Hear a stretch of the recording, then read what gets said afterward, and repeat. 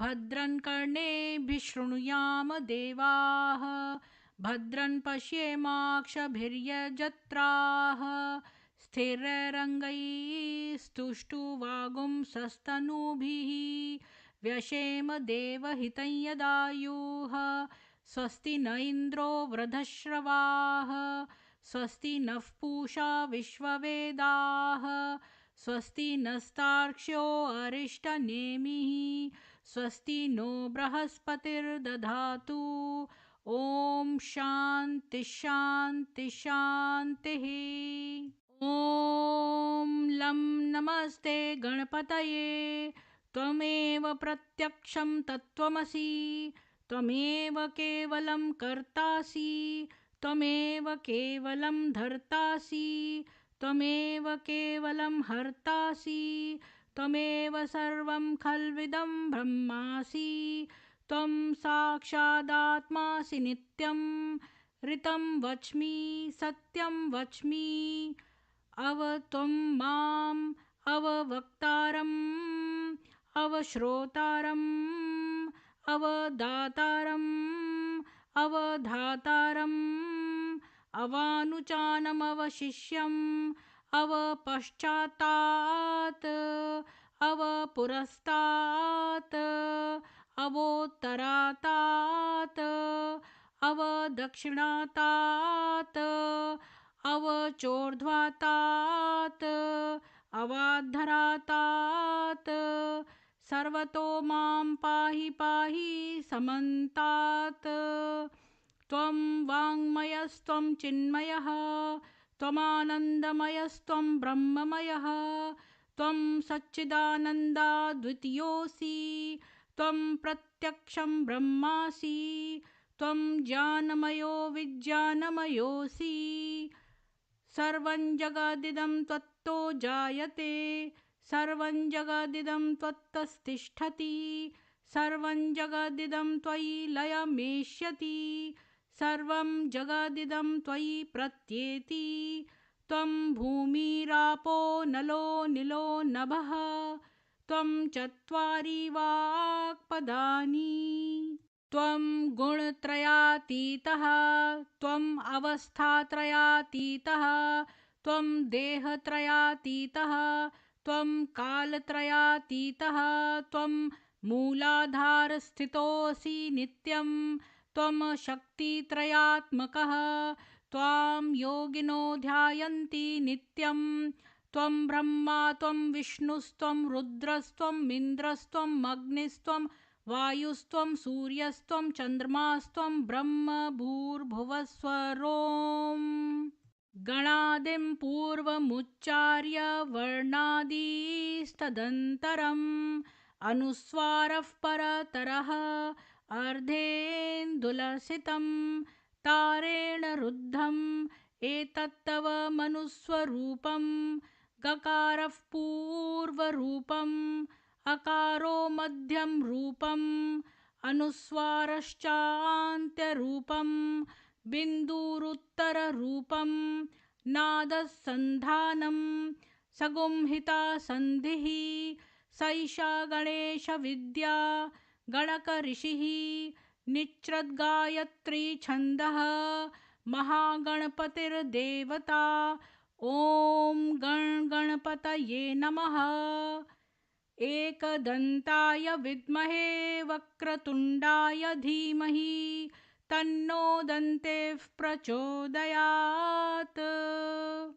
एकदन्तं चतुर्हस्तं पाशम् अंकुशधारिणं रदं च वरदं हस्तैर्बिभ्राणं मूषकध्वजं रक्तल्लम्बोदरं शूपकर्णकं रक्तवाससं रक्तगन्धानुलिप्ताङ्गं रक्तपुष्पैः सुपूजितं भक्तानुकम्पिनं देवं जगत्कारणम् अच्युतम् आविर्भूतं च षष्ठयादौ प्रकृतेः पुरुषात् परम् एवं ध्यायति यो नित्यं स योगी योगिनां वरः।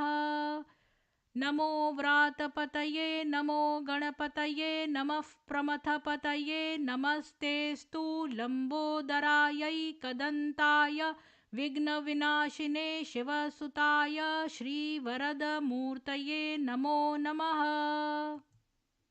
एतदथर्वशीर्षं योधीते स ब्रह्मभूयाय कल्पते स सर्वविघ्नैर्न बाध्यते स सर्वत्र सुखमेधते स पञ्चमहापापात् प्रमुच्यते सायं धीयानो दिवसकृतं पापं नाशयति प्रातर्धीयानो रात्रिकृतं पापं नाशयति सायं प्रातः प्रयुञ्जानो अपापो भवति सर्वत्राधीयानोपविघ्नो भवति धर्मार्थकाममोक्षं च विन्दति इदम् अथर्वशीर्षं शिष्याय न देयं यो यदि मोहाद् दास्यति स पापीयान भवति सहस्रावर्तनाद्ययं कामं धीते तमतमनेन साधयेत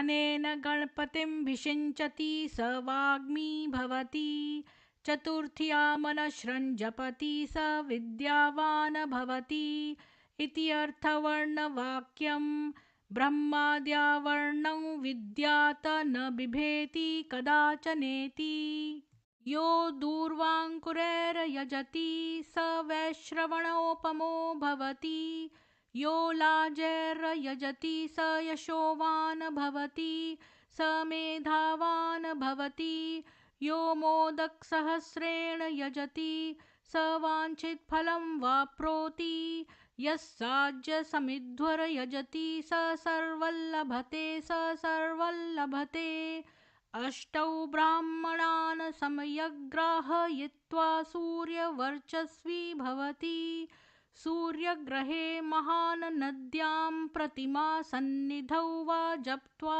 सिद्धमन्त्रो भवति महाविघ्नात् प्रमुच्यते महादोषात् प्रमुच्यते महापापात् प्रमुच्यते महाप्रत्यवायात् प्रमुच्यते स सर्वविद्भवति स सर्वविद्भवति य एव वेद इति उपनिषत् भद्रं कर्णेभिः शृणुयाम देवाः भद्रं पश्येमाक्षभिर्यजत्राः स्थिरैरङ्गैस्तुष्टुवागुंसस्तनूभिः व्यशेम देवहितं यदायुः स्वस्ति न इन्द्रो वृधश्रवाः स्वस्ति नः पूषा विश्ववेदाः स्वस्ति नस्तार्क्ष्यो अरिष्टनेमिः स्वस्ति नो बृहस्पतिर्दधातु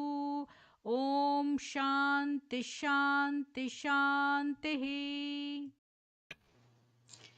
सभी को सुप्रभात और जय माँ सरस्वती। ओम गण गणपतये नमः। तो मैं सबसे पहले आप सभी लोगों से बहुत क्षमा मांगती हूँ क्योंकि आज मैंने सोचा था मैं 1 घंटे में ग्रोसरी करके आ जाऊंगी, लेकिन मुझे आज इंडियन ग्रोसरीज करनी थी और दूसरे सिटी में जाना होता है उसके लिए, और तो फिर मैं लेट हो गई। तो मैंने इंदिरा जी से और कई लोगों से बोला था कि वो स्ट्रीम स्टार्ट कर दें, लेकिन अनफॉर्चुनेटली वो लोग अवेलेबल नहीं थे, तो इसलिए नहीं स्टार्ट कर पाए। और तो आज मेरा टॉपिक ये था कि ब्रह्म कुमारी, चाय और भारत में मानव तस्करी।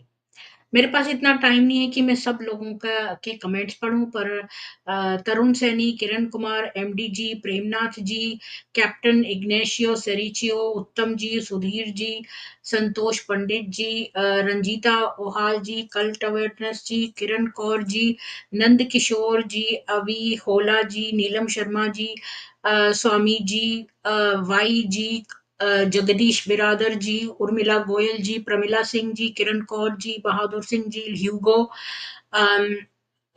डिसोले ह्यूगो, प्रीति Baghel, Swami ji, cult awareness drive, Ranjita ओहाल जी, गुजराती सीकर योगेंद्र कुमार, संगीता, रंजीता, बॉडी लिंग line gym, Amit ji, lost feather जी, और Mukesh ji, simply a man, और सुमित जी, कन्हैया जी, गुजराती सीकर जी, आत्या रायत जी, गंगाधर जी, संदीप पटेल जी, सरोज भट्ट जी, आप सभी लोगों को बहुत बहुत साधुवाद आने के लिए। तो मैं बिल्कुल बिना देर करे शुरू करती हूँ।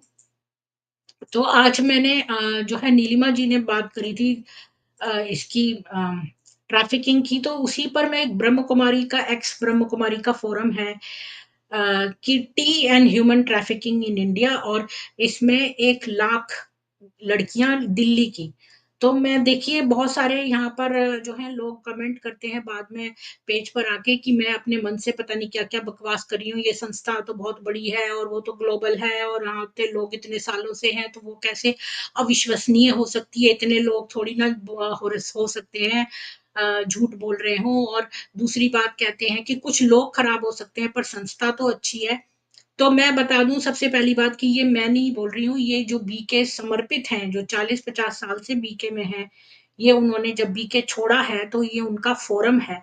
और इन लोगों ने बहुत कोशिश की कि इस फोरम को बंद करवा दें, लेकिन ये ब्रह्म कुमारियां बंद नहीं करवा पाई। ये वही फोरम है और ये उन लोगों के बयान हैं जो वहां पर रह चुके हैं। और मैंने अपने मन से नहीं आपको बताया है कि मैं ना तो बीके में रही हूँ कभी, ना मैं ब्रह्म कुमारी संस्था के बारे में जानती थी, बल्कि उल्टा मैं तो यहाँ सोच रही थी कि एक दिन मैं जाऊंगी यहाँ पे। वो तो भला हुआ ईश्वर ने मेरे को जो है समय पर चेता दिया, तो मैं वहां पर जाने से बच गई। तो यहाँ पर इतना जो है मेरे को इतना ही पता था। बाकी सब कुछ ये लोग जो समर्पित हैं ये बता रहे हैं। तो अब मैं बताती हूँ आपको, इसी साइट को मैंने हिंदी में कर दिया है, तो इसको पढ़ते हैं। भारत में चाय और मानव तस्करी, दिल्ली में 1 लाख लड़कियां।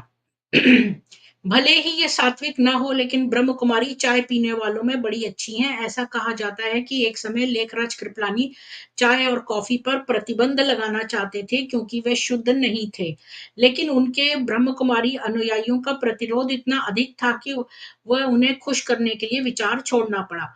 हाल ही में आई एक रिपोर्ट में आप जो काली चाय पीते हैं उसे भारत में मानव तस्करी के भयानक उदाहरणों से जोड़ा गया है। एक अनुमान के अनुसार अकेले दिल्ली में 1 लाख लड़कियों की तस्करी की गई, उनमें से कुछ की उम्र 12 साल थी। तो ये कहना होगा कि बीके के भगवान इस बारे में बहुत चिंतित नहीं है। गरीबों के भगवान होने का दावा करने के बावजूद ब्रह्म कुमारी विश्व आध्यात्मिक विश्वविद्यालय के उनके चुने हुए साधन अमीर, शक्तिशाली, प्रसिद्ध और अच्छे अच्छे दिखने वाले बॉलीवुड सितारों का पीछा करने में बहुत व्यस्त हैं। उनको गरीबों से मतलब नहीं है, वो तो अपने बॉलीवुड के सितारों का भी देखो, शहनाज गिल के साथ, सुरेश ओबराय के साथ तो आपने देखा ही है, शहनाज गिल के साथ और इन सब लोगों के साथ ये आते हैं। मैं ना एक लिंक उनको भी दे देती हूँ, नीलम जी को। एक सेकंड।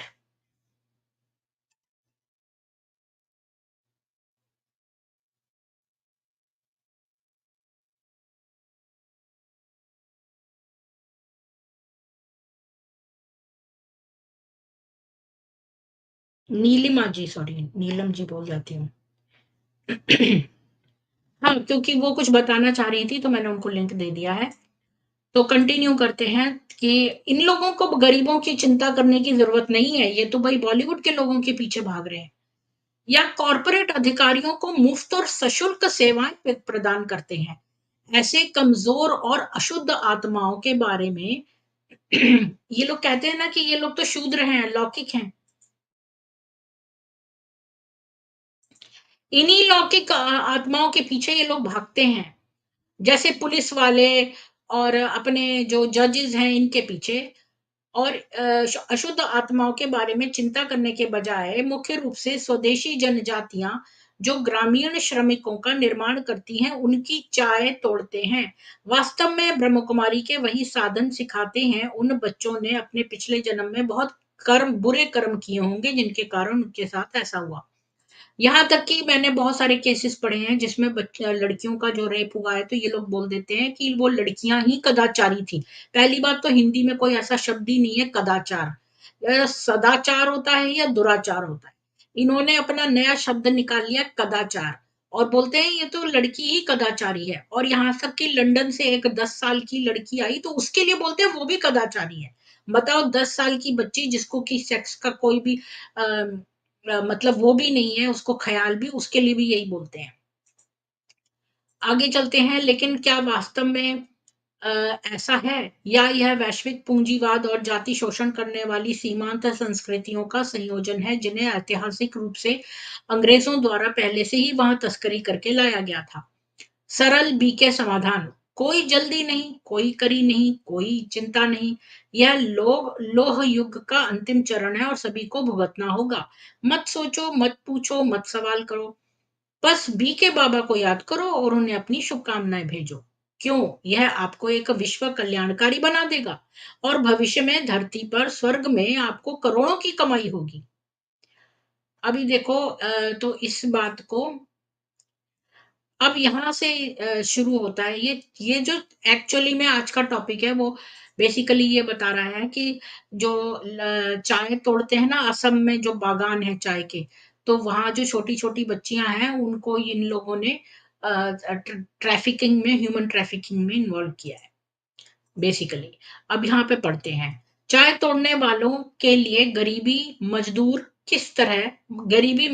किस तरह भारत में बाल दास्ता के व्यापार को बढ़ा देती है।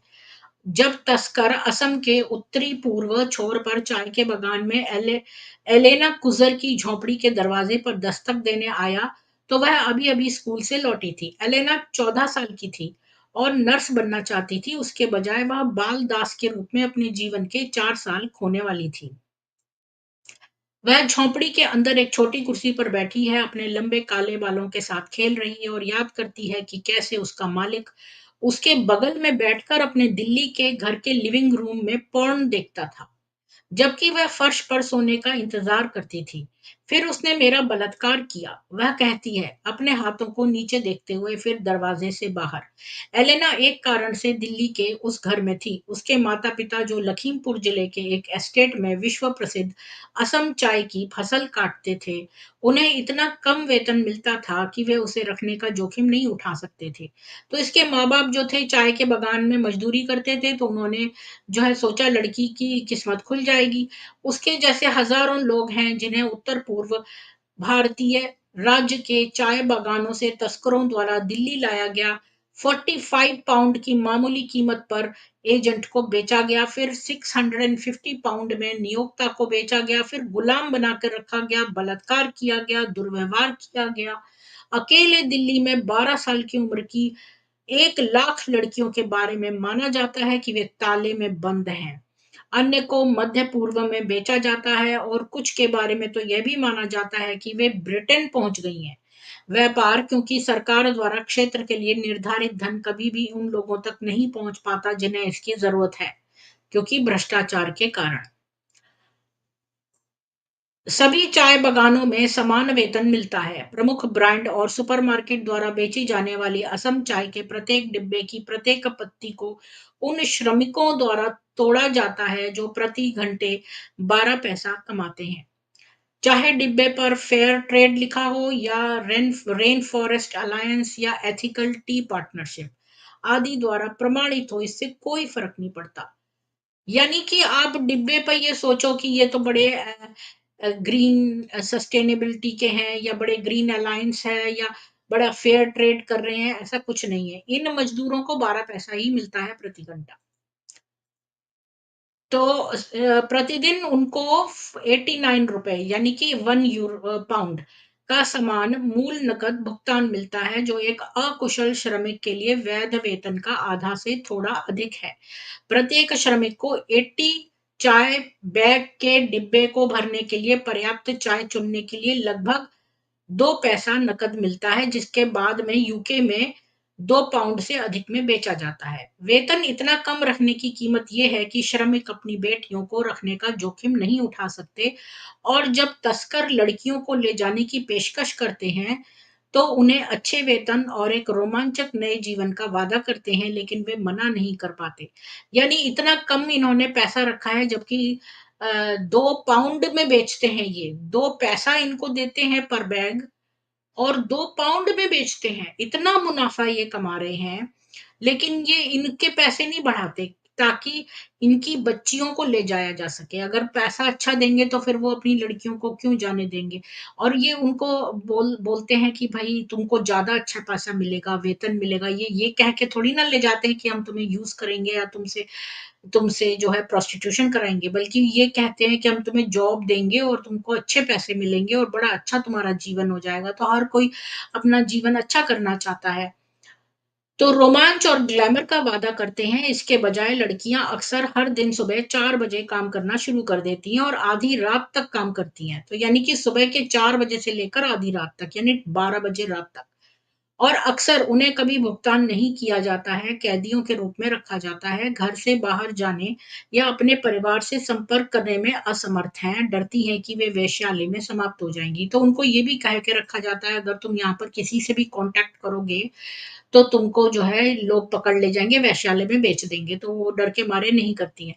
एक बात और बताऊँ कि बहुत सारे मैंने जो है किस्से यहाँ पर रियल जो पुलिस वाले हैं केसेज़, वो ये देखे हैं, अखबार में भी आए हैं और मैंने पहले भी इसका ज़िक्र किया है कि आपको कभी भी कोई फ़ॉरेन में जॉब अच्छी देने का वादा करता है ना, तो इल्लीगल तरीके से आपको बुलाने का, तो आप बिल्कुल मत जाना, क्योंकि यहाँ पर बहुत केसेज़ होते हैं इस तरह के, स्पेशली और जो मिडल ईस्टर्न कंट्रीज़ हैं, उसमें तो बिल्कुल भी मत जाना। क्योंकि वहाँ पर ये लोग क्या करते हैं, जाते ही आपका पासपोर्ट रख लेते हैं।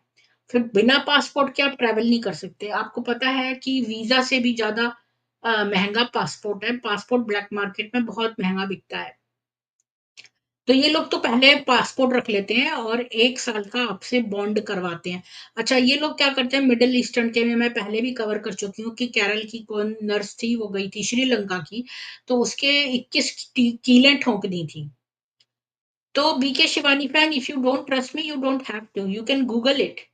You can Google it. It's a case of a Sri Lankan nurse who was called to Middle East for nurse profession, but she was made a domestic maid. और उसका पासपोर्ट भी रख लिया और उसकी जब उसने भागने की कोशिश की तो उसे पकड़ लिया तो वो खिड़की से भाग रही थी। उसके 12 कीलें ठोक दी और उसकी बाँह काट दी। ये दूसरा बाँह काटने का एक और केस था जो खिड़की से कूद रही थी, उसकी बाँह काट दी, ये श्रीलंकन नर्स की कीला ठोक दी सिर में। ये केस आप खुद मैं आपको दिखा दूँगी गूगल करके, आप गूगल कर लो आपको मिल जाएगा ये। और ये बहुत सारे वीडियोज़ भी पड़े हैं, कई लड़कियों के उसमें आए हैं कि भई उनको रिसेप्शनिस्ट की होटल में जॉब मिली थी, लेकिन जब वो वहाँ गई तो उनका पासपोर्ट रख लिया गया और उनको गुलाम बना के रख लिया गया। तो मैं अभी मिडल ईस्ट का बता रही हूँ। और आपको ये भी पता होगा कि मुसलमान ऐसा करते हैं, सबसे पहले आपका पासपोर्ट जब्त कर लेते हैं। तो ये लोग भी ब्रह्म कुमारियाँ भी मुसलमान ही हैं, ये ऑर्गनाइज़ेशन अगर आप ब्रह्म कुमारी संस्था से जुड़ी हैं तो आप अब कम नॉलेजेबल हैं, इतना ही कह सकती हूँ बी के शिवानी जी। आपको इतना ज्ञान नहीं है। आप उसके बारे में रिसर्च करेंगी तो आपको सब समझ में आ जाएगा। तो तो आधी रात तक ये काम करती हैं और अक्सर उन्हें वैश्यालय में समाप्त हो जाएँगी। कुछ को पुरुषों को खिलौने के रूप में बेच दिया जाता है और फिर बलात्कार, यातना, अपहरण, दुर्व्यवहार सहने के बाद बीमार और रोगग्रस्त अवस्था में फेंक दिया जाता है। ये भी बता दूँ कि ऐसे बहुत सारे मैंने रियल डॉक्यूमेंट्रीज़ देखी हैं, पुलिस डॉक्यूमेंट्रीज़ उसमें जब ये देखते हैं ना कि किसी को कोई रोग हो गया है, तो वो उसको आगे तक नहीं ले जाते, फिर उसको ना वहाँ पर मार देते हैं, जान से, जैसे शूट कर देते हैं और उसकी बॉडी को कहीं-वहीं दबा देते हैं, छुपा देते हैं। 2011-12 में भारतीय सरकारी आंकड़े दिखाते हैं कि 1,26,321 तस्करी वाले बच्चों को घरेलू सेवा से बचाया गया था, जो साल दर साल लगभग 27% की वृद्धि थी, यानी कि वृद्धि हो रही है इस काम में। भारत के राष्ट्रीय अपराध रिकॉर्ड ब्यूरो के अनुसार भारत में हर 8 मिनट में एक बच्चा लापता होता है, 1/3 से अधिक कभी नहीं मिलते हैं। और ये भी बता दूँ आपको बीके शिवानी कि वो जो माउंट आबू है, उसमें जो तलहटी के बहुत सारी लड़कियाँ गायब हो गई हैं। जो वहाँ के लोकल लोग हैं, वो ब्रह्म कुमारी को बिल्कुल लाइक नहीं करते हैं। पहली बात तो कोई भी लड़की जाती थी, ब्रह्म कुमारी का इतिहास पढ़ो तो, ये क्या करते हैं उसका नाम बदल देते हैं सबसे पहले तो, फिर उसको एक सेंटर से दूसरे सेंटर में भेज देते हैं। ताकि लोग उनको ट्रेस ना कर पाएँ। ऐसे मैंने कुछ 2-3 केसेस पढ़े हैं, उनके माँ-बाप की चिट्ठियाँ पढ़ी हैं जो अपने बच्चों को ढूँढ रहे थे और उनकी बच्चियों को ढूँढ रहे थे और उन्होंने पुलिस को लेटर्स लिखे हैं और उनकी लड़कियों को लापता कर दिया है, बिल्कुल ही जड़ से। गांव के तस्करों की तस्करों को प्रति लड़की 4,000 रुपए से 10,000 रुपए यानी $70 से $160 तक मिलते हैं। लड़कियों को उनके वेतन से धोखा दिया जाता है, उन्हें कभी भी उनका पैसा नहीं मिलता है, जो उनके एजेंटों या आपूर्तिकर्ताओं द्वारा रोक लिया जाता है और लिया जाता है। कई तस्कर महिलाएं भी होती हैं, तो महिलाएं तो मुसलमानों में आपने जब केरला स्टोरी देखी है तो आपको पता ही होगा कि महिलाओं का बहुत बड़ा रोल है। ये महिलाएं ही महिलाओं को बरगला के ले आती हैं। आदमियों से भी खतरनाक तो महिलाएं हैं, जिन पर आप शक नहीं करते। कई तस्कर महिलाएं होती हैं। दिल्ली में एक नौकरानी की कीमत 60,000 रुपए तक हो सकती है। भारतीय चाय संघ के अनुसार मुख्य ब्रह्मपुत्र घाटी के बागानों में सभी श्रमिकों को न्यूनतम कानूनी मजदूरी का आधे से थोड़ा अधिक और अंतर्राष्ट्रीय स्तर पर स्वीकृत गरीबी स्तर से नीचे मिलता है।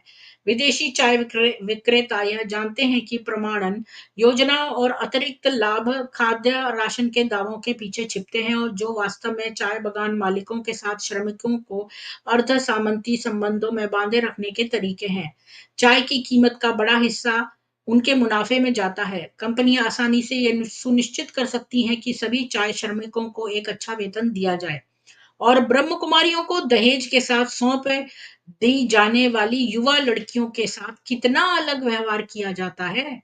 मेरा मतलब है, एक अशुद्ध प्रणाली को क्यों बदला जाए जब कोई इसका अपने फायदे के लिए फायदा उठा सकता है। अगर आप इस जीवन में बदलाव लाना चाहते हैं तो दूसरे विकल्प भी हैं।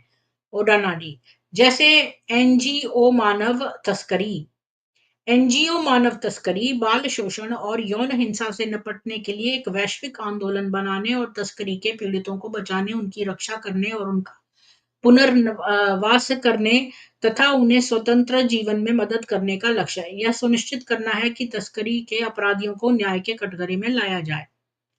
हम जो कुछ भी नियमित रूप से इस्तेमाल करते हैं, अब ये पिंक पैंथर ने लिखा है, हम जो कुछ भी नियमित रूप से इस्तेमाल करते हैं उसका हम पर कभी कभार इस्तेमाल की जाने वाली किसी भी चीज से ज्यादा असर होता है। चाय पीने वाले लोग बहुत नियमित रूप से चाय पीते हैं। मैं खुद चाय पीता हूँ। ऐसी चीजों के लिए मुझे यह जानना अच्छा लगता है कि मैं क्या खरीद रहा हूँ और अपने अंदर क्या समाहित कर रहा हूँ। मैं दूसरों के आध्यात्मिक और कर्मिक स्पंदनों को अपने विवेक से ज्यादा असरदार मानने वाला नहीं हूँ। लेकिन जो लोग ऐसा करते हैं, जैसे कि बीके को अपने खुद के प्रतिमानों के अनुसार अपने विकल्पों के निहितार्थों पर विचार करना चाहिए। मैं ऑस्ट्रेलिया में हूँ और 100% ऑस्ट्रेलिया में उगाई गई चाय खरीदता हूँ। नेराडा ब्रांड उन लोगों के लिए जो इसे जानते हैं। कोई भारी परिवहन लागत या ग्रीन हाउस मील नहीं, कोई शोषित श्रम नहीं, यह सस्ती भी होती है। वास्तव में ज्यादातर आयातों बहुत असामान्य से सस्ता और अच्छी गुणवत्ता वाली होती है। मैं कह सकता हूँ कुछ फेयर ट्रेड मार्केटर्स बड़ी कंपनियों से ज्यादा बेहतर नहीं है, लेकिन हाल के वर्षों में ज्यादा जिम्मेदार नीतियों और उनके प्रवर्तन के लिए दबाव रहा है, वे बदल रहे हैं। जिन चीजों का आप उपभोग करते हैं, खास तौर पर जिन्हें आप नियमित रूप से खरीदते हैं, उनके लिए शोध करना, पूछना, याचिका दायर करना उचित है, ताकि यह सुनिश्चित हो सके कि सभी मोर्चों पर उच्चतम नैतिक मानकों को बनाए रखा जाए। पारिस्थितिकी, मानवाधिकार, श्रम अधिकार, एक सरल नैतिक उपाय के लिए अपने आप से पूछें, अगर मैं उस स्थिति में होता तो मुझे कैसा लगता? क्या मैं इसके साथ होने वाली हर चीज के लिए जिम्मेदार होने से खुश हूँ? नैतिक कैफीन पीने का मतलब है आप रात में बेहतर नींद लेते हैं। अच्छा, एक बहुत इंपॉर्टेंट बात मैं आपको बताती हूँ। एक बार मैं एक ग्रोसरी स्टोर में गई, वो चाइनीज ग्रोसरी स्टोर था, तो वहां पे एक अंग्रेज महिला मेरे को उसने देखा, तो वो मुझसे बोल रही है कि why are you buying ginger from here, you don't know how it is grown. तो मेरे को लगा ये क्या बोल रही है। उस समय तो मैंने कभी ये बातें सोची भी नहीं थी। मेरे दिमाग भी मैं उसमें इंजीनियरिंग कर रही थी, तो मेरा दिमाग भी उधर नहीं था। मैंने सोचा जिंजर तो जिंजर ही होती है, उससे क्या फ़र्क पड़ता है? मैं चाय में मतलब थोड़ी जिंजर डाल के पीती थी। तो वो कहती है कि नहीं, तुम्हें क्या पता कि चाइना में कैसे उगाई गई है जिंजर? क्या उसमें किसी बच्चे को के श्रम को एम्प्लॉय किया गया है कि नहीं? मैंने सोचा मुझे क्या फ़र्क पड़ता है? मुझे तो सस्ती चाहिए, क्योंकि मैं उस समय स्टूडेंट थी, मेरे पास पैसे भी नहीं होते थे। तो मैंने सोचा कि भई मुझे तो सस्ती चाहिए, और वाक़ई में उसके पास जो चाइनीज़ दुकान थी वो थोड़ी सस्ती ही थी। उस पर कुछ चीज़ें सस्ती थी। तो जैसे पालक सस्ता मिलता था, अदरक भी मिल जाती थी। अब भाई नॉर्मल उसमें जाओ और उनकी अदरक ना छोटी-छोटी सी होती है और जो ये ग्रोसरी स्टोर में जाओ तो बड़ी-बड़ी अदरक है। तो अब मैं ये बात सोचती हूँ कि वो लेडी ने कितनी बड़ी बात कही थी कि जो चीज़ आप डेली यूज़ करते हैं, वो क्या नैतिक तरीके से ऑब्टेन्ड है कि नहीं, हम कभी ये बात नहीं सोचते। और स्पेशली इंडिया में रहने से ना ये मेंटालिटी हो जाती है कि भई फ्री में चीज़ मिल जाए या सस्ती चीज़ मिल जाए तो वो बेस्ट है। मतलब वो ले लें किसी तरह। हमें हमें लगता है कि ये हमें बड़ा काम आ गया। एक लेडी को मैं जानती थी, उसको मंगोड़ी सस्ती मिल जाए तो बड़ा उसको इस बात से बड़ा, उसको पैसे भी दे दो ना तो उसको इतनी खुशी नहीं होती थी। उसको मंगोड़ी सस्ती मिल जाए ना तो वो बड़ा उसको अ, इस बात का बड़ा गर्व होता था। तो यही मेंटालिटी थी, मेरे को भी इसी बात का लगता था, हाय! ये चीज़ तो मुझे सस्ती मिल गई यहाँ पे, इसका बड़ा खुशी होती थी। लेकिन कभी हमने ये नहीं सोचा कि क्या इसमें छोटे बच्चों को यूज़ किया गया है या क्या है? ये चीज़ें नहीं आई दिमाग में। पर यहाँ पर ये लिख रहा है पिंक पैंथर कि ऑस्ट्रेलिया में रहता है और वहाँ 100% जो लोग हैं, वो ये देख के खरीदते हैं कि भई हम ऑस्ट्रेलियन चाय ही खरीदें। अभी यहाँ पर भी मैं एक आदमी को देख रही थी, वो बड़े ध्यान से हलाल मीट का मीना नाम से कंपनी के ब्रांड से आता है हलाल, तो वो देख रहा था तो मैंने उसको बोला don't by this, this is cruel slaughter, फिर भी देख रहा था, वो प्राइस कंपेयर कर रहा था। तो ये सोचते हैं भई चलो भई सस्ता है तो ये ले लें। मैं कहती हूँ मैं सोच रही थी $2 मैं उसको अपनी जेब से दे दूँ कि तू ये मत ले, तू दूसरा ले ले महँगा वाला। तो हम जो है ना ये ज़रूर देखें कि ये चीज़ जो है ये हमें खरीदनी चाहिए कि नहीं?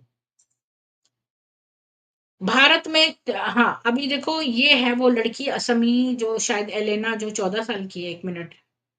अ, अच्छा ये तो ब्रह्म कुमारी स्लेवरी थर्ड अच्छा, ये है 18 वर्षीय रबीना खातून को 14 वर्ष की आयु में तस्करी कर दिल्ली लाया गया और बाद में उसके साथ सामूहिक बलात्कार किया गया।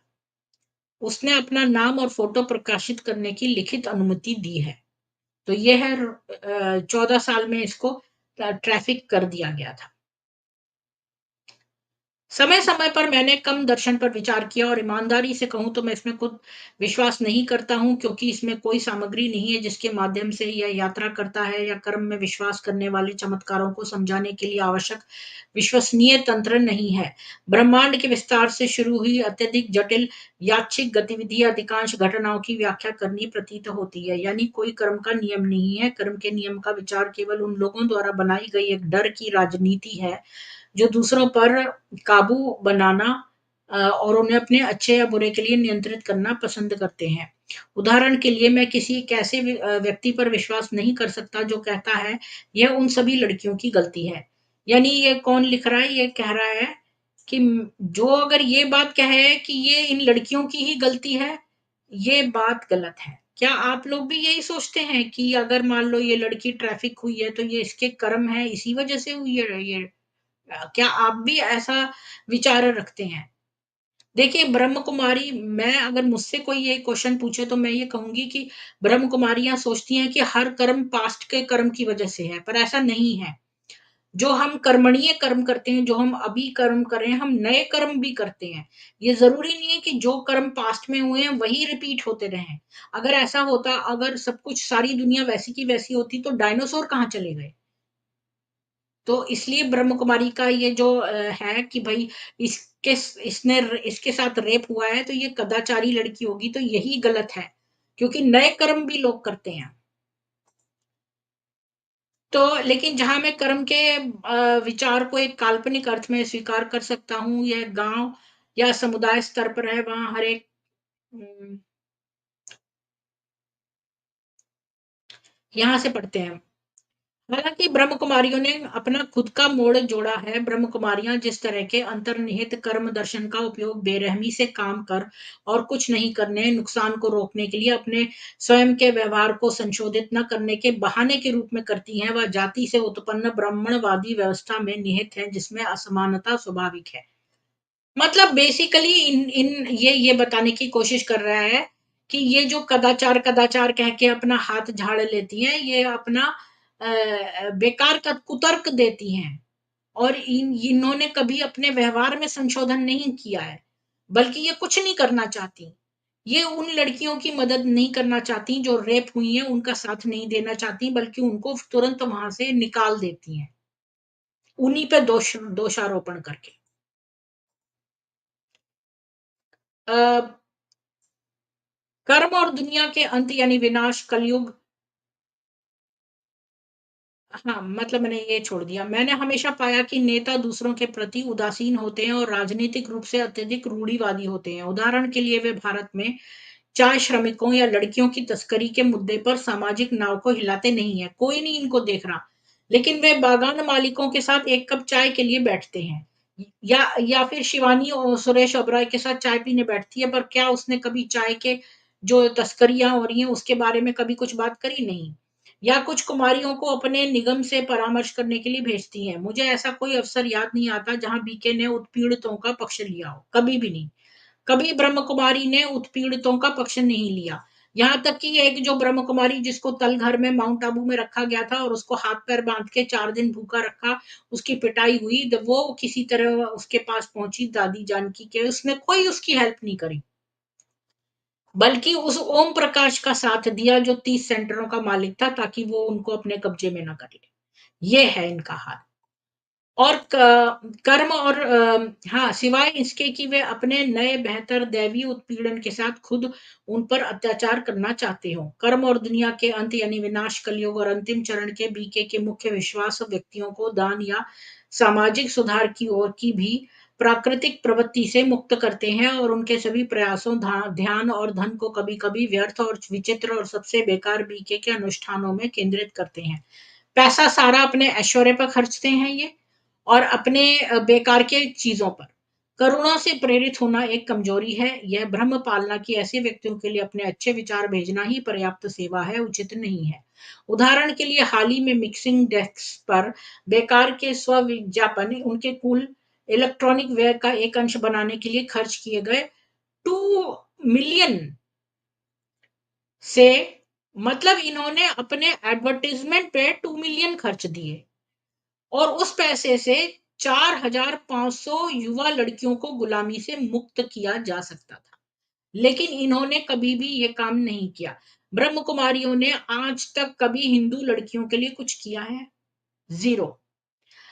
उन्होंने खाली करा है सुनामी में इंडोनेशिया में रहने वाले मुसलमानों के लिए, क्योंकि वो ये एक इस्लामी संस्था है। ये लोग अपने एडवर्टीजमेंट जैसे बेकार की चीजों पर इन्होंने $2 मिलियन खर्च दिए, लेकिन उसी से 4,500 लड़कियां गुलामी से छूट सकती थी, पर इन्होंने उस पर नहीं स्पेंड किया। यानी कि ये लोग अपना ये जो है लोगों से पैसा लेते हैं और उसको बड़ी क्रूरता से खर्च देते हैं बेकार की चीजों में।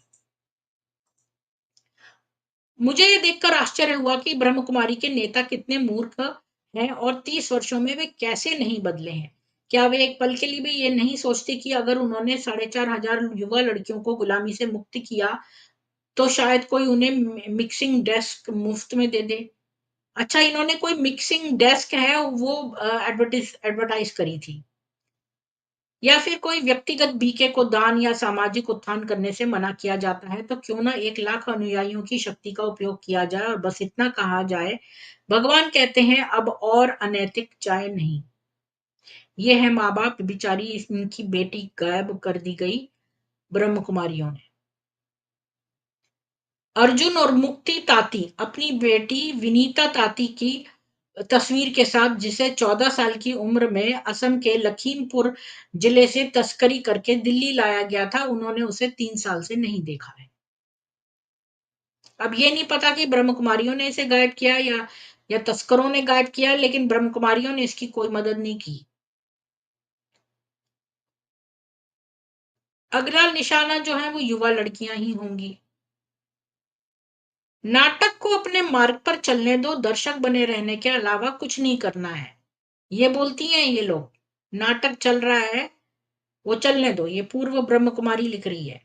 जीवन में होने वाली खुशियों को समझाने के लिए ब्रह्म कुमारी इसकी ओर से एक सामान्य सरल उत्तर। आप कोई भी क्वेश्चन लेके जाएंगे तो वो कहेंगे ये तो नाटक चल रहा है, इसको चलने दो, तुम्हें कुछ नहीं करना। यदि हम कार्यों, दुर्घटना और यहाँ तक कि हत्याओं को भी कर्म के कारण मानते हैं, तो फिर न्याय, दंड और सजा के लिए न्यायालय क्यों है? ये तो हर चीज़ को बोलती हैं कि ये तो नाटक चल रहा है, इसको ऐसे ही चलने दो, तुम तो दर्शक हो, तुम तो देखो, भाई ये तो कलयुग है, ये तो एक ड्रामा चल रहा है, ये ड्रामा चलने दो। अगर ऐसी बात है, तो फिर न्यायालय की क्या ज़रूरत है? अगर सारा कुछ पिछले कर्म की वजह से हो रहा है और वैसे ही होता रहेगा, तो न्यायालय, पुलिस इन सब की ज़रूरत ही क्या है फिर? ब्रह्म कुमारी के 10 लाख अनुयायियों के साथ यदि प्रत्येक व्यक्ति मात्र 1 पाउंड दे तो वे 22,000 युवा लड़कियों को बचा सकते हैं। बलात्कार व उपयोग तस्करों और एजेंटों द्वारा लड़कियों द्वारा शिकायत करने पर नियंत्रण और शोषण के साधन के रूप में किया जाता है। उनके सम्मान को लूटकर वे एक युवा महिला की शादी की संभावनाओं को बर्बाद कर देते हैं। अनिवार्य रूप से उसे जीवन भर के लिए फंसा देते हैं। ध्यान देने योग्य बात यह है कि उनके गुरु लेखराज कृपलानी के व्यवसाय को देखते हुए भारतीय हीरा उद्योग में बाल श्रम भी अत्यधिक प्रचलित है और उनके समय में ये और भी बदतर रहा होगा। यानी कि ये जो इनका लेखराज है, पहली बात तो उसका फादर मास्टर था, कोई जौहरी नहीं था। ये बात मंजीत जी ने बताई है, जो बिल्कुल सत्य बात है। कुछ लोग मंजीत जी को सोचते हैं वो थोड़ा पैरानॉइड हो गए हैं, तो हो सकता है उनके ऊपर इतने हमले और ये सब हुआ है, तो वो कुछ ऐसी-वैसी बात कह देते होंगे, पर बेसिक बात उनकी सही है। उन्होंने ये बात एक इम्पोर्टेंट कही है कि एक स्कूल मास्टर का लड़का जौहरी कैसे बन गया अचानक से? ये बात सोचने वाली है। उसने दुकान को लूटा है जौहरी की। अब जो भी है, जौहरी लाइन में था तो वहाँ तो बाल श्रम बहुत होता है। तो ये तो अनैतिक माना जाता है। यहाँ पर इस बात पर बहुत यहाँ पर ना पता है मैं जब एम्प्लॉयमेंट के जब फॉर्म भरती थी ना जॉब के लिए तो वहाँ पे आता था कि do you care if the organisation is sustainable, believes in greening. तो यहाँ पर लोग ये भी इसलिए भी जॉब ज्वाइन करते हैं। मैं तो सोचती थी ये भी कोई बात है। लोग तो यही सोचते होंगे हमारी क्या स्टेटस है और कितनी पैसे मिलेंगे। पर यहाँ पर लोग ये देखते हैं ये ऑर्गेनाइजेशन कितना एथिकल है और एथिकल कंपनीज को ही ज्वाइन करना पसंद करते हैं। मैं आपको एक बात बताऊं, मेरा एक भाई है जो शुरू-शुरू में आया था तो कोई इंडियन था उसने उससे लिखवा लेता था सैलरी पर इतने, देता कम था। क्योंकि उसको ऐसे ही बुलाया था ना H1 पे, तो ये है तरीका। पर यहाँ के लोग ऐसा नहीं करते हैं। ये यहाँ के लोग बड़ा अच्छा सैलरी देते हैं। यहाँ पर मिनिमम वेज है $20, उससे नीचे आप किसी को पे नहीं कर सकते। $20 पर आवर है मिनिमम वेज। सो गरीब से गरीब कोई भी हो, इससे नीचे आप पे नहीं कर सकते। ये एक बड़ा अच्छा लिमिट बना रखी है। ये नहीं कि आप 12 पैसे देके ये काम करवा लो, ऐसा नहीं है। एक लिमिट तय है, इससे नीचे आप पे नहीं कर सकते पर आवर का। तो लेखराज कृपलानी ने जो है वो बाल श्रम जो है हीरा उद्योग में भी था, उसने नहीं देखा। क्या आपने कभी ब्रह्म कुमारियों को नैतिकता पर चर्चा करते हुए सुना है कि उन्होंने अपने पंथ को शुरू करने के लिए कैसे लाखों कमाए और वे सभी शुद्ध लोगों के रूप में कैसे जीते हैं? वे लाखों श्रमिकों को भुगतान न करने और उनका शोषण करने से बनाए गए थे। आपको पता है ये बिल्कुल इस्लामी तरीका है। जब ताजमहल जो ऑलरेडी बना हुआ था तो जो है वो उसने अ, क्या नाम है शाहजहां ने अपने फादर को एक लेटर लिखा कि इसमें जो है वो हम उसको बरी करेंगे। अम, तो ये जो है इसने जो मजदूर बुलाए थे इनसे 3 महीने तक उनसे पैसा नहीं लिया और वो मजदूरों ने ताजमहल नहीं बनाया था, बल्कि ताजमहल का जो पुराना इमारत थी तो उसका एक हिस्सा ढह गया था। तो उस तरह का मकराना पत्थर लाना था और उसको बनाना था, तो वो मकराना भी नहीं मिला उस तरह का जो ऑलरेडी तेजो महल है वहां पे था। तो इन्होंने क्या किया कि वो मजदूरों को एक छोटा-सा हिस्सा करवाने के लिए 3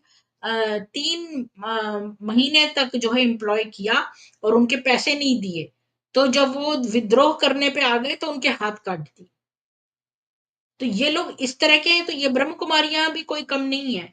ये भी किसी को पैसे नहीं देती हैं, ये उनसे मुफ्त में काम करवाती हैं। इलेक्ट्रिशियन है तो चल तू सेवा कर, तू फ्री में काम कर, प्लम्बर है तो तू फ्री में काम कर। इसी तरह तो मंजीत जी भी आए थे, वो कौन से ब्रह्म कुमार थे। उनका पैसा नहीं दिया तो ये लोग जो हैं वो कभी एथिकल काम नहीं करती हैं। कि ये कभी नहीं बताएंगी कि इन्होंने इतने सारे पैसे कैसे कमाए। लाखों श्रमिकों को भुगतान न करने और उनका शोषण करने से बनाए गए थे। शायद उन्हें अपने मुनाफे में से कुछ बाल दास श्रमिकों को मुक्त करने में खर्च करना चाहिए था, जिनका उनके उद्योग में उपयोग किया जाता है। जैसे कि अगर वो चाय पीती हैं तो चाय में बाल श्रम ना हो। जो जो वो चीजें इस्तेमाल करती हैं, बल्कि वो तो खुद ही बाल श्रम करवाती हैं। वहां जो छोटे छोटे बच्चे आते हैं तो उनसे वो घर के ही तो काम करवाती हैं। वो बता नहीं रही थी, एक अभी दीदी उस दिन आई थी कि वो छोटी लड़की थी, उसको खूब चांटे मार रही थी वो। खूब उसको पुष्पा नाम की थी वो, उस ब्रह्म कुमारी पुष्पा।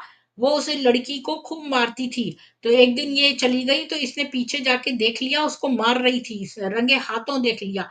तो वो उसके सामने बोली, नहीं नहीं कुछ नहीं है, ये तो मैं तो गिर गई थी, ऐसे बहाना बनाया। तो जो लड़कियां पढ़ी लिखी नहीं होती हैं, जो पढ़ी लिखी हैं, उनको तो ट्रेनिंग में लगा देते हैं कि भाई तू जाके पैसे बाहर के लोगों को खींच के ला। और जो नहीं जानती हैं वो सब, या इंग्लिश बोलना नहीं जानती होंगी, या लोगों से कम्युनिकेट करना, या पढ़ी लिखी नहीं है, बहुत ज्यादा ही छोटी हैं, तो उनको घर में झाड़ू पोछा लगाना और उसको खूब मार के और बाल श्रम करवाती हैं।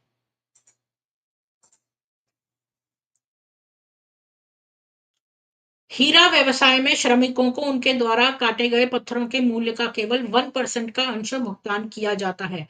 आज भी सूरत के हीरा उद्योग में कार्यरत 25% मजदूर 8 साल की उम्र के बच्चे हैं। तो तभी तो मैं कभी सूरत का मुझे तो पता भी नहीं था, मैं सूरत के हीरे लेती ही नहीं।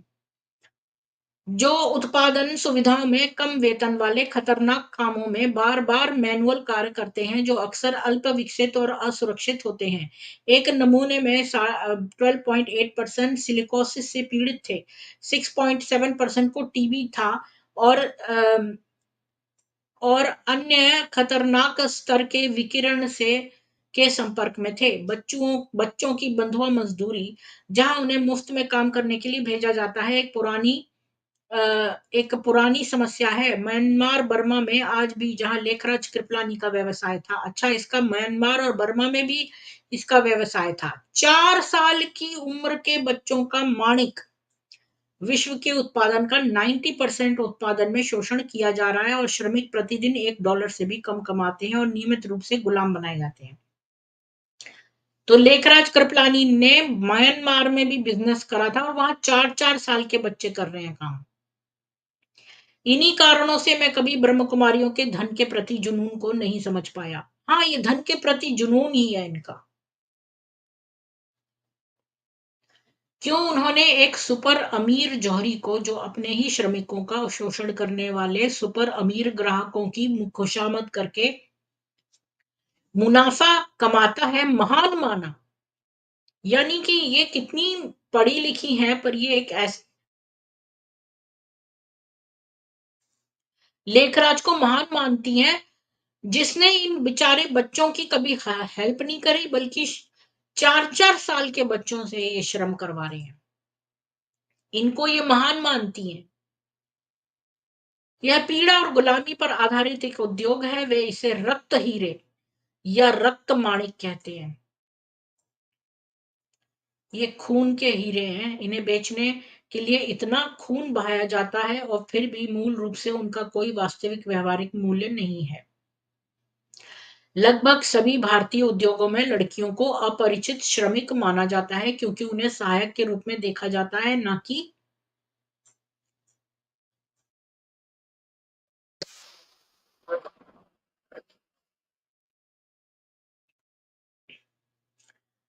कि उनके लिए मुफ्त में काम करने की अनुमति देना उनके अपने भले के लिए मानती हैं। भारत में लड़कियों को कानून द्वारा संरक्षित नहीं किया गया है, उनका शोषण किया जाता है, और उनको उनके अधिकारों से वंचित किया जाता है, और वे गरीबी में रहती है। ये देखिए, ये 4 साल की बच्ची है, ये कार्य कर रही है, ये माणिक निकाल रही है म्यांमार में। ये 4 साल की बच्ची।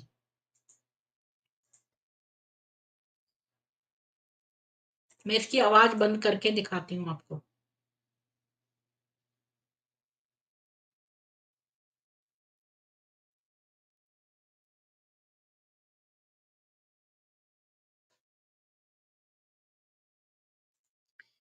कोई और का मैं नहीं दिखाती ऐसे ज्यादा, तो बस मैंने इतना दिखा दिया, आप देख लेना।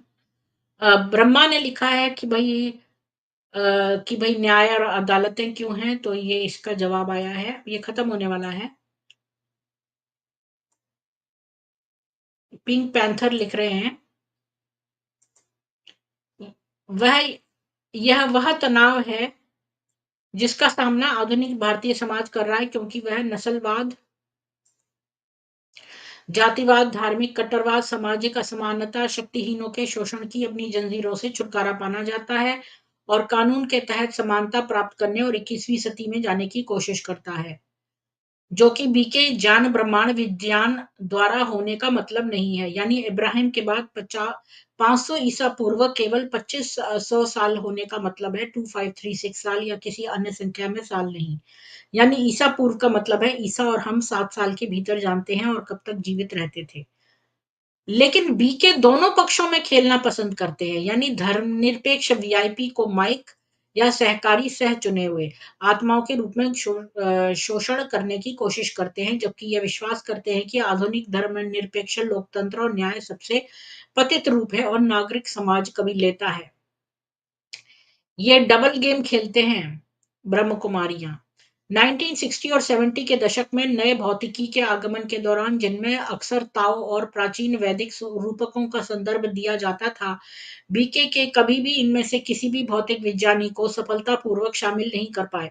हालांकि कुछ अन्य पारंपरिक वेदांत उन्मुख समूहों जैसे सिद्ध योग, टीएम, दिव्य प्रकाश मिशन, श्री चिन्मय ने उनमें से कुछ को आकर्षित किया। वे सबसे करीब रूपर्ट शेल्ड्रैक, एक प्रभावशाली और विवादास्पद जीव विज्ञानी थे। लेकिन जब उन्हें एहसास हुआ कि वे किससे उलझ रहे हैं, तो वो एक मील दूर भाग गए। मतलब कि कई सारे लोग जो हैं इनसे जुड़ते हैं, उनको पता नहीं चलता। मैंने बहुत सारे लोगों को देखा है, इवन मोदी, योगी और बहुत तरह के लोगों को ये राखियां बांधती हैं, और वो वीआईपी लोगों को छोटे-छोटे जो गृहिणियों से बुंदे और कान के टॉप्स और सोने की चीजें लेती हैं, वो भी गिफ्ट करती रहती हैं। चेनें, सोने की चेन वगैरह टाइप में, घड़ियां, ये सब गिफ्ट करती हैं ये लोग। तो क्या बता रही थी मैं? हाँ, तो मैंने ये देखा है कि ये जो बड़े-बड़े लोग हैं,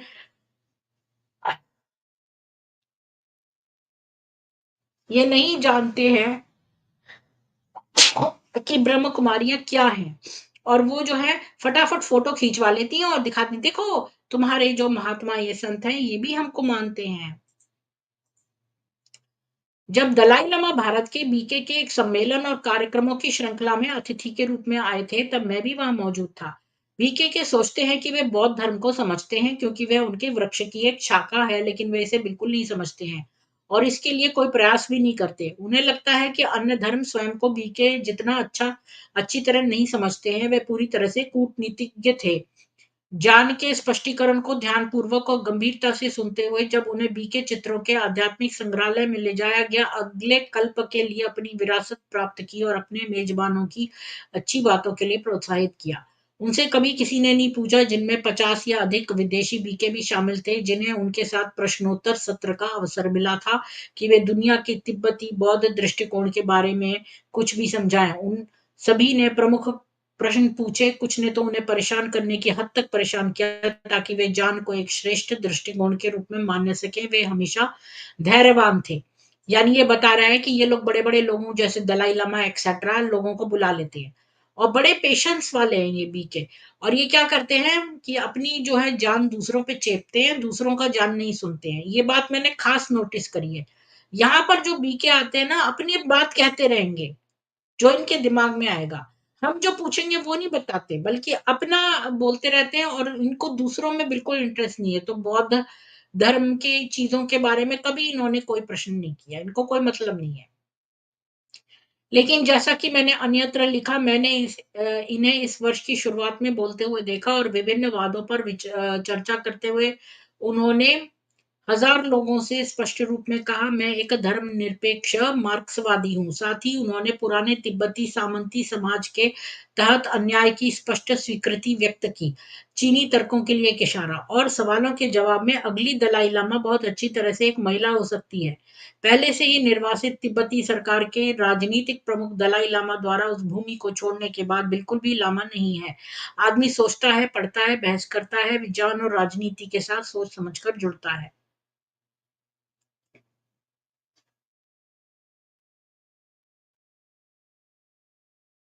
अंतर्राष्ट्रीय श्रम कार्यालय की रिपोर्ट कार्यस्थल पर मौलिक सिद्धांतों और अधिकारों पर घोषणा को बढ़ावा देने पर इन फोकस कार्यक्रम के अनुसार कम से कम 15 मिलियन बच्चे हिंदू मतलब भारतीय बंधुआ मजदूरी की काम करते हैं। उच्च जातियों को लाभ पहुंचाने के लिए कृत्रिम रूप से बनाई गई गरीबी इतनी अधिक है कि सबसे गरीब लोगों को उन्हें भुगतान करने के लिए अपने बच्चों को बेचने के लिए मजबूर होना पड़ता है। पुरुषों को अपनी पत्नियों को वेश्यावृत्ति में धकेलने के लिए मजबूर होना पड़ता है ताकि वे उनसे शादी करने के लिए गए कर्ज का भुगतान कर सकें। भूमिहीन किसानों के लिए कृत्रिम ऋण बनाए जाते हैं ताकि उन्हें बंधुआ मजदूरी में बांधा जा सके जिसे उनके बच्चे विरासत में प्राप्त करेंगे। अकेले यूनाइटेड किंगडम में ब्रह्म कुमारियों ने 17 बिलियन की संपत्ति और 4 मिलियन पाउंड का नकद भंडार जमा किया है जो पिछले कुछ वर्षों में काफी स्थिर रहा है। वे एक चैरिटी चलाते हैं जिसके बारे में उनका दावा है कि इसे गरीबी, मानसिक और शारीरिक बीमारी और संकट से राहत दिलाने के लिए स्थापित किया गया है। कितने व्यक्तियों को, बच्चों की तो बात ही छोड़िए, उन्होंने गरीबी, मानसिक और शारीरिक बीमारी और संकट से मुक्ति दिलाई है? बताओ जरा, किसी को भी नहीं। बल्कि कितने परिवार तोड़े हैं ये बताया जा सकता है। ब्रह्म कुमारियों के नेताओं ने गरीबी से केवल उन्हीं लोगों को मुक्ति दिलाई है जो तब से हैं जब वे बिना पैसे के यूके आए थे। ऊपर दी गई दर पर उनके बैंक में पड़े 4 मिलियन पाउंड से दिल्ली में गुलाम बड़ी पड़ी सभी युवा लड़कियों को मुक्ति मिल सकती थी। उनके पास इतनी सारी संपत्ति क्यों है और उनके बैंक में इतना सारा पैसा क्यों है जबकि वे अपने अनुयायियों को उपदेश देते हैं कि विनाश किसी भी क्षण हो सकता है। बस मुझे इतना ही कहना था और मैं एक इनवाइट दे देती हूँ जो लोग ऊपर आके बात करना चाहते हैं इसी टॉपिक पर, जिन्होंने सुना है वो आके बोल सकते हैं। इसको मैं पिन कमेंट में भी डाल देती हूँ।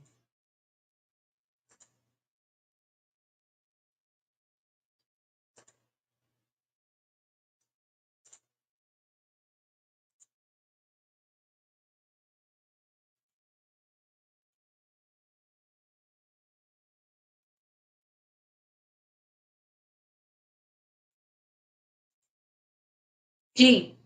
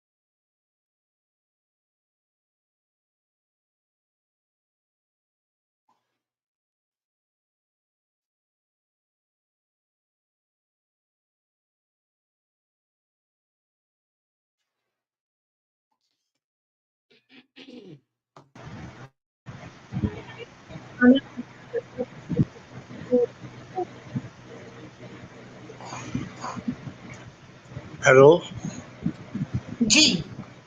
हाँ जी, राम राम बहन जी। हाँ जी, राम राम, बोलिए।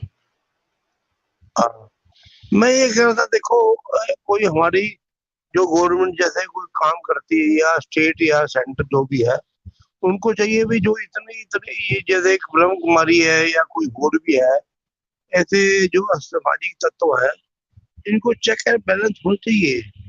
मैं रिक्वेस्ट करूंगा, कोई गवर्नमेंट के लोग देखते होंगे आदिवासी एमएलए एमपी, जैसे हम लोग यहाँ से बोल रहे हैं, तो देखें यहाँ इतना सरेआम होता है, उनकी बत्ती जलती है बसें, और वो इवन की पार्टिसिपेट करते हैं जब फंक्शनों में, जैसे हमारे मेले होते हैं ना जी, मेलों में लोग दिखाते हैं ये ऐसे ऐसे, तो हम लोग खुद जिम्मेवार है। हमारी जो हेलो हेलो जी, आ रही है हेलो आपकी आवाज, आ रही है, आ रही है। हाँ, तो जैसे अभी हमारे ना, मैं जहाँ के रहता हूँ मैं, वहाँ 52 वास्ती का मेला होता है, तो उसमें ये लोग स्टॉल लगाते हैं। हमारे लोग भी इनको देखते हैं, वो बोलते हैं जी पहले ऐसे रूप में आया है, ऐसे में दिखाते रहते हो।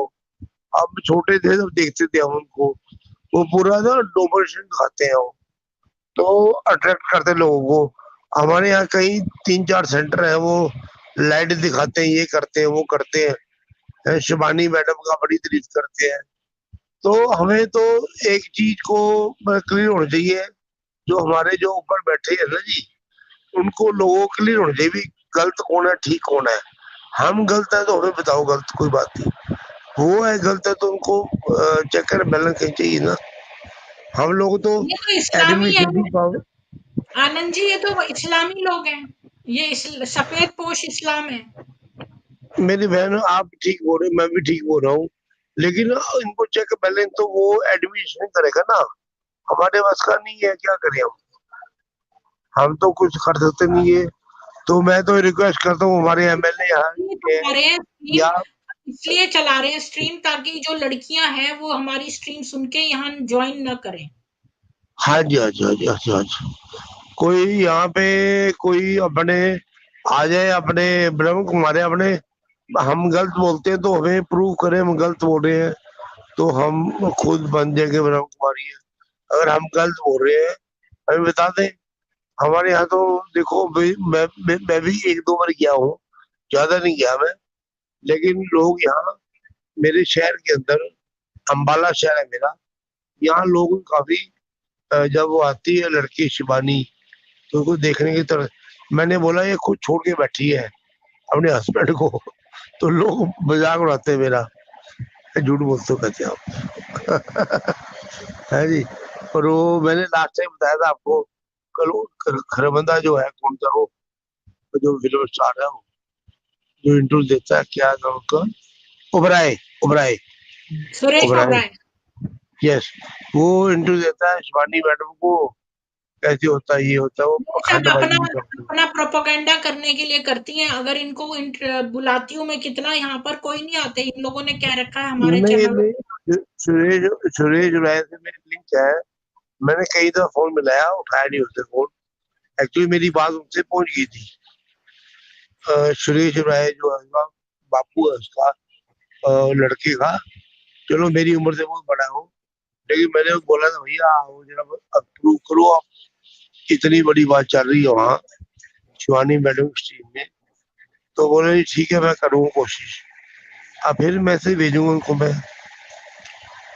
असल में दिल्ली से ना वो, तो वो पंजाबी है वो भी, तो इसलिए कोशिश करूंगा मैं आपसे बात कराऊं कुछ, तो यहाँ अच्छा जी होगा ना।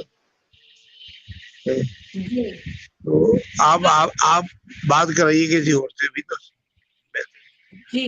नंद किशोर जी आपका स्वागत है, बोलिए। आप बीके हैं, एक्स बीके हैं? प्रीति जी नमस्कार। मैं एक्स बीके भी नहीं हूँ, लेकिन मैं 2017 से इनसे जुड़ा हुआ था और मैंने भी कुछ देखा है। मतलब ठीक है, पैसों के लिए ये लोग कुछ भी करते हैं, लेकिन इनका जो बेस था आपने ना क्या वो था हेडफोन प्योरिटी। लगाया है? आपने क्या हाँ मैंने हेडफोन हाँ लगाया मैंने है? हेडफोन लगाया वो है रिमूव मैंने। कर दीजिए, वो रिमूव कर दीजिए। अच्छा, एक सेकेंड। ठीक है, मैंने ब्लूटूथ ऑफ कर दिया है। हाँ, अब बहुत अच्छी आवाज आ रही है। आप शुरू से हेलो। अपनी पूरा अनुभव बताइए कि आपको ब्रह्म कुमारी के बारे में कैसे पता चला, या फिर आप कल आएंगे स्ट्रीम में अपना पूरा अनुभव सुनाएंगे, अगर लंबा है तो। ड्रॉप हो गए, फिर से जुड़ जाएंगे। बीके शिवानी फैन बोल रही है, देयर कैन बी वन और two wrong things happen in BK संस्था by few individuals, but overall it is the only right path. नहीं, it is the wrong path Shivani ji. ये लोग गलत हों इसलिए नहीं है, हम लोग तो बेचारे विक्टिम्स हैं, जो वहाँ रहते हैं वो तो विक्टिम्स हैं। वो गलत हों, हमें उनकी गलती से परवाह नहीं है। बात यह है कि लेखराज गलत था, वो पेडोफाइल था, उसने 9 साल की एक बच्ची के साथ रेप किया था, और जसोदा नाम था उसका, उसके साथ उसने शादी की। जो 9 साल की बच्ची के साथ सेक्स करे, ऐसे आदमी को अगर आप महान कहती हैं तो आपको अपना इलाज मेंटल हॉस्पिटल में करवाना चाहिए।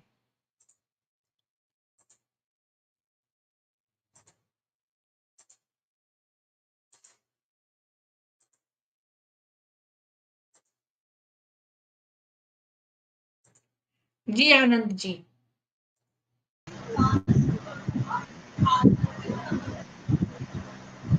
जी आनंद जी बोलिए।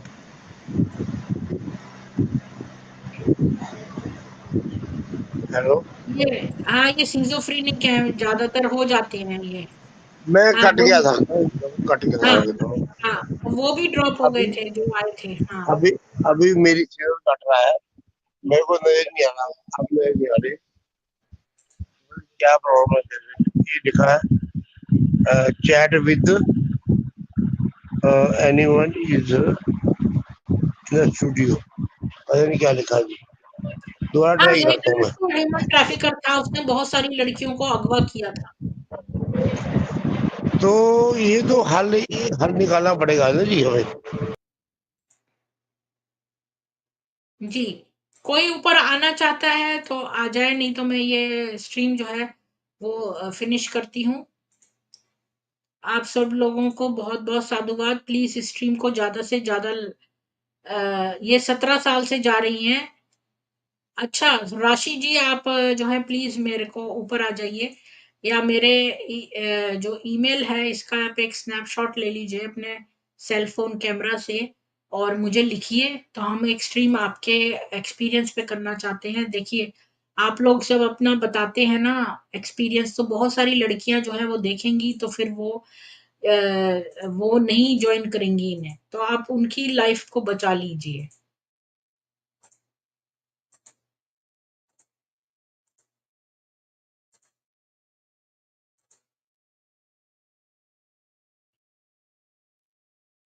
साहिल की बोंगियां, आप तो शायद वो हैं, आप तो एक्स मुस्लिम है ना, आप क्या बोलना चाहते हैं? आज हमारा बीके एक्स बीके का है, नहीं बोलिए। दीदी, मैं कहाँ, मैं एक्स मुस्लिम हूँ दीदी।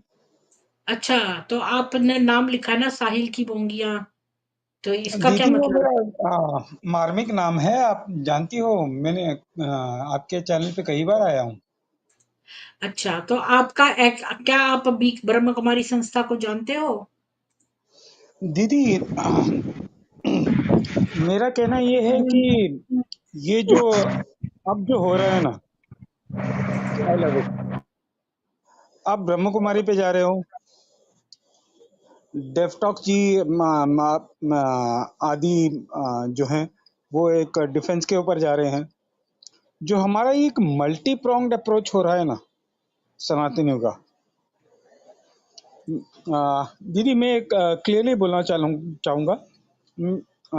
मेरी दादी सरदारनी, मेरी नानी सरदारनी, और मैं खुद सनातनी, ठीक है ना।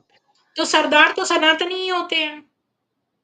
हाँ, लेकिन मतलब जैसे विभाजन हुआ ना, वो उसको जैसे कहा जाएगा। आप क्या बीके हैं, एक्स बीके हैं? क्या आप बीके के बारे में बात करने आए हैं? नहीं नहीं नहीं दीदी, बीके के बारे में नहीं। हाँ, तो जब फिर आज नहीं आप बात करिए, आप बैक में बात करिएगा। सॉरी जी, आनंद जी बोलिए।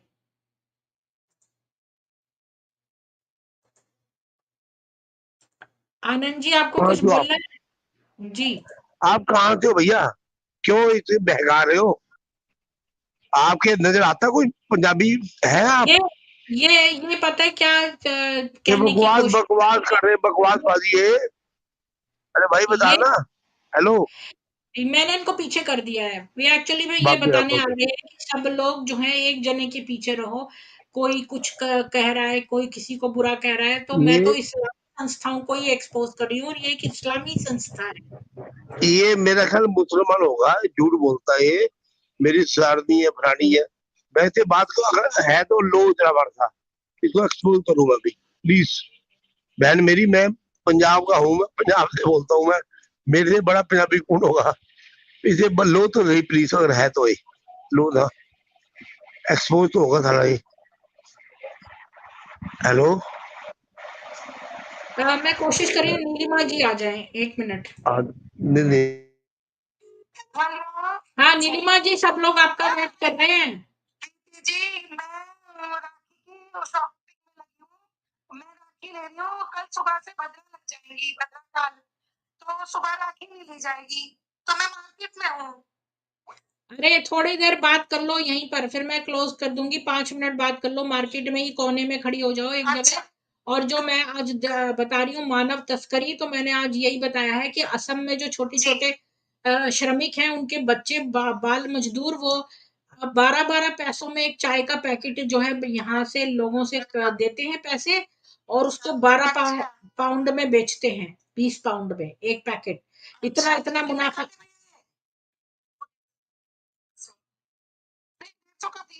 अच्छा, आप जब फ्री हो जाओ तो करना फोन मेरे को, अगर 5 मिनट में मैं बंद कर दूंगी।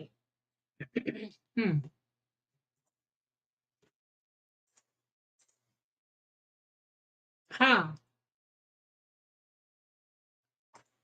तो मैं वेट कर रही थी आज, लेकिन नीलिमा जी भी अपनी जो है वो शॉपिंग कर रही हैं, राखी है ना, तो हाँ, ये बात तो है, मुसलमान फैल चुके हैं। बहन आपको रक्षाबंधन की मुबारकें। हम भी आपके भाई हैं।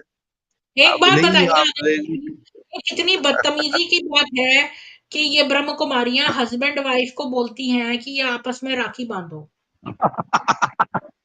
ये मुझे मैं बड़ा हंसा।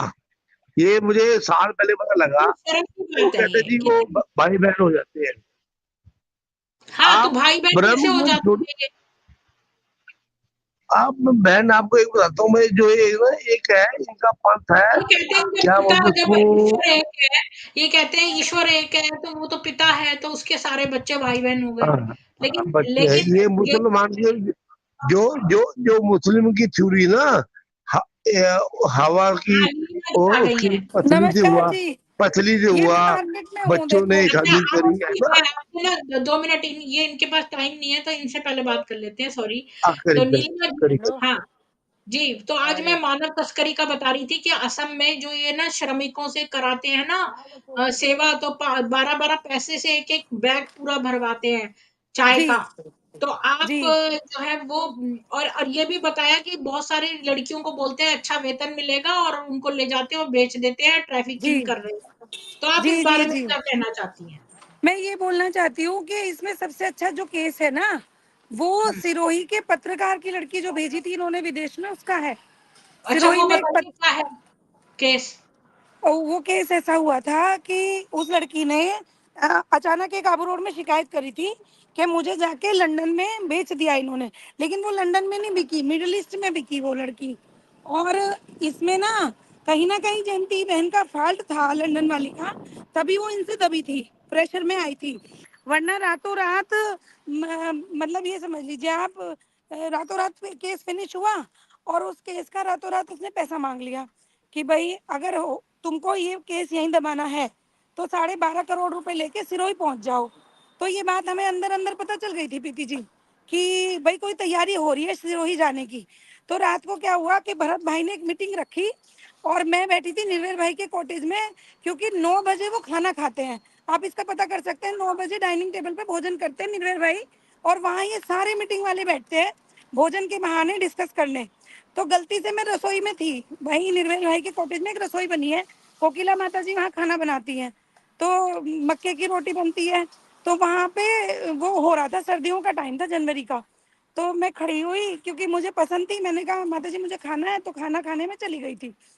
तो पता चला धीरे धीरे मुझे वहाँ कि कोई एक मीटिंग ऐसी चल रही है कि भरत को 12.5 करोड़ रुपए लेकर के जयंती सिरोही जा रही है।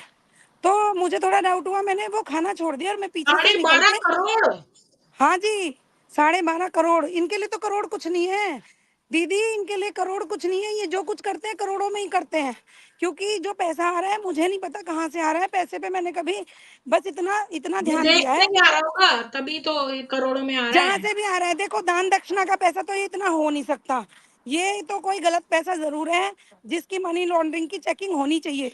बहुत जरूरी है कि मनी लॉन्ड्रिंग की चेकिंग होनी ही चाहिए इनकी। ये इस पे काम करना बहुत जरूरी है। बायोलॉज का दूसरा चैप्टर अगर आप पढ़ेंगे तो मैंने वो शेयर किया है, तो उसको आप देखें। उसमें फिर क्या हुआ कि वो रातों रात जयंती भरत लेकर सिरोही निकल गए, मैं वो बता रही हूँ। और सुबह को देखा तो पत्रकार बदल गया, उसने कहा जी मेरे साथ, मेरी लड़की के साथ कुछ नहीं हुआ। और हमने कहा जो रिपोर्ट हुई थी, मैं चुपके चुपके घूमी पत्रकारों से पता करने, इनको पता नहीं चले इसलिए। मैं कहा भैया क्या हुआ था, भैया क्या हुआ था। मुझे एज विजुअल सब जानते थे कि भाई नीलिमा बहन है, जर्नल इनके साथ रहती है, आर फुलिया साहब भी जानते थे, सभी जानते थे। तो मैंने बोला कुछ नहीं है, मुझे सिर्फ इतना पता करना है सच्चाई क्या है। तो सच्चाई ये है मैं बहन जी, इन्होंने तो दे दिए पैसे और ऐसे ऐसे उसने पैसे ले लिए हैं और वो लड़की ने बोल दिया कि भाई मेरे साथ कुछ नहीं हुआ। और अगर नीलिमा या ऐसे कोई लोग मेरे लिए बोलते हैं, वही बाबू की तरह पलटने वाली बात हो गई। फिर मैंने भी वो केस छोड़ दिया और जयंती बहन काफी डरी हुई थी, लेकिन मैं ऐसे कहाँ बैठने वाली थी। मैं कही कुछ भी हो नसीहत तो मैं इन्हें जरूर दूंगी। मैंने लंदन चली गई जयंती बहन, तो मैंने फोन लगाया। वहाँ पे एक बहन रहती है लंदन में, संतोष दीदी। मैंने उनके थ्रू बात करी, संतोष दीदी मुझे जानती है। मैंने कहा मेरी जयंती बहन से बात करा दो, चाहे जैसे भी करा दो, फोन उन्हें दे दो, नहीं तो शिकायत तो लड़की ने नहीं की, मैं करूंगी। मैं कहूंगी कि मैं उसकी जश्मदीद गवाह हूँ। तो कहने लगे नहीं दी आप दीदी समझाएंगी। तो मैंने जयंती बहन को फोन किया। मैंने कहा जयंती बहन, जो गोरख धंधा कर रही हो ना बिना सुने, मैंने नहीं पूछा तूने क्या किया क्या नहीं किया, मैं कहा उसकी पूरी रिपोर्ट है मेरे पास, और जो रातों रात पैसा लेके गई हो ना, उसका पता मैं जरूर निकालूंगी। बाद में क्या हुआ, बाद में ये हुआ कि जैसे उन्होंने जिस सोर्स से पैसा भेजा था, वो सोर्स मुझे हाथ लगी। मैं घर पे जाके कल की स्ट्रीम में वो शेयर करूंगी कि इन्होंने पैसा भेजा कैसे था। ठीक है दीदी। फिर मैंने सोच लिया इनसे, मैंने कहा किसी तरह से विदेश जाके ये देखना पड़ेगा, ऑथेंटिसिटी हो बात की तो बात करी जाए। ये जो आज कहते नहीं हैं ना, जाके बेच सकती है काम, आज नहीं कर सकती, अभी दूर है नहीं घर। मैं ना मार्केट में हूँ। देखो देखो भाई बहन खड़े हैं सारे, ये देखो इनके साथ हूँ, ये खड़े सारे, और ये सब ये कह रहे हैं यहाँ पे भी चालू है, देखो। तो बात ये हो गई फिर कि मैंने इनको जिद करी कि मैं ना सेवा करना चाहती हूँ शारजा में। शारजा में ना दुबई, मैंने कहा मुझे किसी तरह वहां भेजो, मैं सेवा करना चाहती हूँ। मैंने प्यार प्यार से इनको बोला, तो इन्होंने मुझे मिडिल ईस्ट भेजा, वो ज्योतिका के पास। वहां दीदी मैंने सब कुछ देखा कि भाई मैं यहाँ से जाती हैं लड़कियां मिडिल ईस्ट, मिडिल ईस्ट से मृत्युंजय डील करता है, मृत्युंजय और निर्वैर डील करता है, और मृत्युंजय निर्वैर की जो दलाल है वो ज्योतिका है। वहाँ ये ब्रह्मा कुमारी के बारे में बताते तक नहीं है, वहाँ ये पूरा इस्लामिक ज्ञान सुनाते हैं पूरा। और अगर उन्हें पता चल जाए वहाँ के शेखों को ये ब्रह्मा कुमारी हैं, तो इनको वे खुद ही सजा देंगे। क्योंकि मैंने जब मार्केट गई तो किसी को बताया कि भाई मैं ब्रह्मा कुमारी से हूँ, तो इन्होंने कहा चुप चुप चुप चुप चुप, ये नहीं बोलना है। तो मुझे बहुत सारे राज उस बारे में पता है, पर अभी क्या बताऊँ यहाँ पे, मतलब पूरा ही खुला बाजार में सब सुन तो रहे हैं कल यहाँ की पे। स्ट्रीम का क्या रख लूं टॉपिक? आप रखो कि क्या लड़कियों की खरीद फिरोख्त करते हैं, रखो, उसमें क्या प्रॉब्लम है। अच्छा, ये बात भी आपने किसी कमाल की बताई कि दुबई में ये ब्रह्म कुमारी जान जो है वो ब्रह्म कुमारी कह के नहीं देते, इस्लामी जान देते हैं। ये कुछ और सुनाते हैं दीदी जो इस्लामियों को अच्छा लगे। दे दिया, पेमेंट कर दिया, चलो चलो चलो। अच्छा मैं करती हूँ आपको, ठीक है, करती हूँ, चलो। तो ये है कि जो ज्ञान दे रहे हैं वो किसी और तरीके से दे रहे हैं, दे तो रहे हैं। नहीं मैं यहाँ पे कर रही हूँ ना, बैठ पकड़ना जरा, चल भाई ला बैठ गई, 1 मिनट रुक जा, चलो। हाँ प्रीति दीदी बोलो, क्या बोल रहे थे आप, बोलो। मैं स्कूटी पे बैठी हूँ, देखो ये भी मैं कमेंट आया है कि इस्लामी देश में बेटर वर्ल्ड नाम है इनका, बेटर नहीं वर्ल्ड। नहीं बेटर वर्ल्ड नहीं, world renewal trust, better world renewal trust, जिसके अकॉर्डिंग पैसा भी जाता है, लड़कियां भी जाती हैं, सब काम होते हैं। और एक बात बताऊं, डायरेक्ट तो ये भेज नहीं सकते, ये लोग सेवा के बहाने पहले मिडिल ईस्ट भेजते हैं। मिडिल ईस्ट में मृत्युंजय डील करता है, मृत्युंजय के साथ ज्योतिका वो ये सारा काम देख रही है। और अगर आप उनकी हालत देखोगे ना लड़कियों की, अगर उनकी हालत से आप वाकिफ हो गए, तो सिर्फ और सिर्फ बर्तन मांज रही हैं वो, सिर्फ बर्तन मांज रही हैं, और बिल्कुल अनपढ़ हैं, बिल्कुल नहीं जानती। नॉलेजेबल 2-4 लोग हैं, वो जो 2-4 लोग हैं वो स्टेज पे बैठ के ज्ञान सुना रहे हैं। ये है ना वर्ल्ड रिन्यूअल स्पिरिचुअल ट्रस्ट। हाँ इसके अकॉर्डिंग हो रहा है सारा कोरक धंधा, हाँ, इसी के अकॉर्डिंग सब पैसा दे रहे हैं लोग। और वर्ल्ड रिन्यूअल ट्रस्ट के अलावा 5 ऐसे ट्रस्ट हैं इंजीनियरिंग कॉलेजेस को जिसमें करते हैं ये education trust, world renewal education trust, आप डालोगे तो आएगा। उसके अलावा है world renewable spiritual BK committee, उसके अलावा प्रजापिता ब्रह्मा कुमारी ईश्वरीय विश्वविद्यालय, और इसमें से प्रजापिता ब्रह्मा कुमारी ईश्वरीय विश्वविद्यालय रजिस्टर्ड ही नहीं है। ये कहते हैं ये तो हमारा परिवार है, परिवार कहीं रजिस्टर्ड नहीं होता।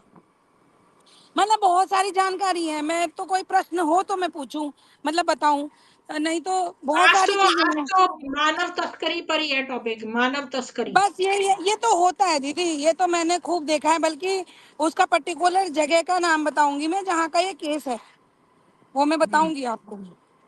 अच्छा ठीक है, मैं फिर यही रख लेती हूँ, ब्रह्म कुमारी खरीद फरोख्त। हाँ बिल्कुल रखना चाहिए। बंद ठीक ब्रह्मा है। कुमारी के थ्रू होता है लड़कियों का खरीद फरोख्त। हम्म, ठीक है दीदी। ठीक है। हम्म, अच्छा दीदी, नमस्ते। ओके, शिव रात्रि। थैंक यू, हैप्पी राखी सबको, सबको राखी की शुभकामनाएं। जी। तो फिर मैं धन्यवाद करती हूँ आनंद जी, आपका भी।